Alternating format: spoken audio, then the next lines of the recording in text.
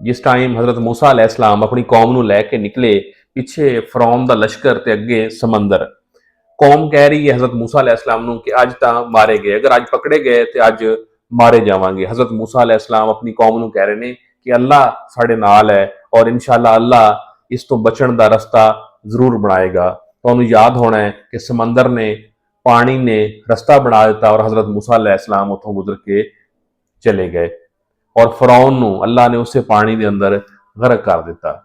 ਜਦੋਂ ਵੀ ਜ਼ਿੰਦਗੀ ਦੇ ਵਿੱਚ ਮੁਸ਼ਕਲ ਆ ਜਾਵੇ, ਤੁਹਾਨੂੰ ਵੀ ਲੱਗੇ ਕਿ ਅੱਗੇ ਸਮੁੰਦਰ ਹੈ ਤੇ ਪਿੱਛੇ ਫਰੌਨ ਦਾ ਲਸ਼ਕਰ ਹੈ, ਅੱਲਾਹ ਤੇ ਭਰੋਸਾ ਕਰਨਾ, ਅੱਲਾਹ ਜ਼ਰੂਰ ਕੋਈ ਨਾ ਕੋਈ ਰਸਤਾ ਨਿਕਾਲ ਦੇਗਾ। ਅਗਰ ਤੁਸੀਂ ਮਾਯੂਸ ਹੋ ਜਾਓਗੇ ਤੇ ਫਿਰ ਗੁੰਮਰਾਹ ਹੋ ਜਾਓਗੇ। ਮਾਯੂਸ ਕਦੀ ਨਾ ਹੋਣਾ। ਅੱਲਾਹ ਜਿਸ ਤਰ੍ਹਾਂ ਹਜ਼ਰਤ मूसा अलैहिस्सलाम और उसकी कौम ਨੂੰ ਬਚਾਇਆ, ਅੱਲਾਹ ਜ਼ਰੂਰ ਤੁਹਾਨੂੰ ਵੀ ਬਚਾ ਲੇਗਾ ਅਗਰ ਤੁਹਾਡਾ ਤਵੱਕਲ ਸਿਰਫ ਅੱਲਾਹ ਪਾਕ ਦੀ ਜ਼ਾਤ ਤੇ ਹੋਏਗਾ। अपना बहुत सा ख्याल रखना। अल्लाह हाफिज।